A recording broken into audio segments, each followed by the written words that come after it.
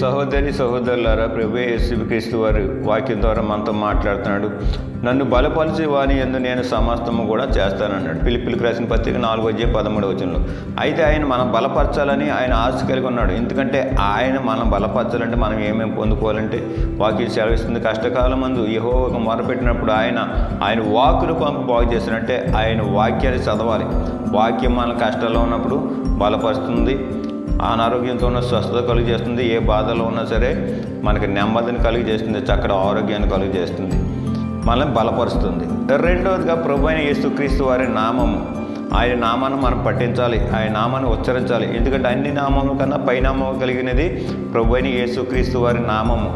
ఆయన నామాన్ని మనం స్మరిస్తే, యేసు రక్తము ద్వారా మనం పఠిస్తే మనలో ఉన్న దురాత్మలు పారిపోతాయి, మనలో ఉన్న పాపాలన్నీ కూడా విమోచన కలుగుతాయి, మనలో ఉన్న బంధకాలన్నీ కూడా విడుదల కలుగుతాయి, మనకి స్వస్థత కలుగుతుంది, చక్కటి నెమ్మది కలుగుతుంది, మనము అనారోగ్యంతో స్వస్థత కలిగి బలాన్ని పొందుకుంటాం, శక్తిని పొందుకుంటాం యేసయ్య నామం ద్వారా.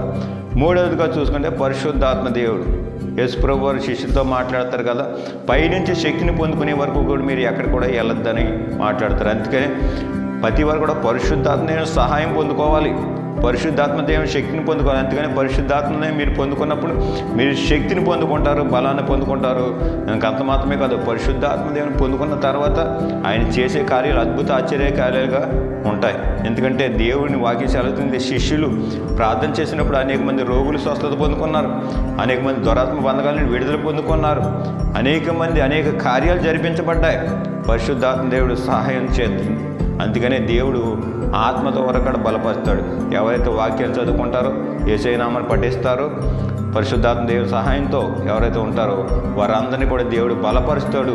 వారిలో ఉన్న ప్రతి బలహీనతను తీర్చబడతాయి, అనారోగ్యాన్ని స్వస్థత కలిపి పొందుకుంటారు, దురాత్మ బంధకాన్ని విడుదల పొందుకుంటారు, వారి కష్టాల నుండి, బాధల నుండి, నిందల నుండి, అవమానాల నుండి విడుదల పొందుకుంటారు, శక్తిని పొందుకుంటారు, బలాన్ని పొందుకుంటారు.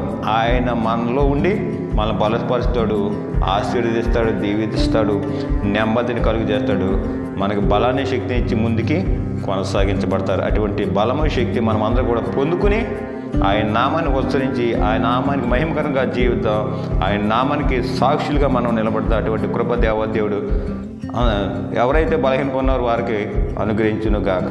ఆమేన్.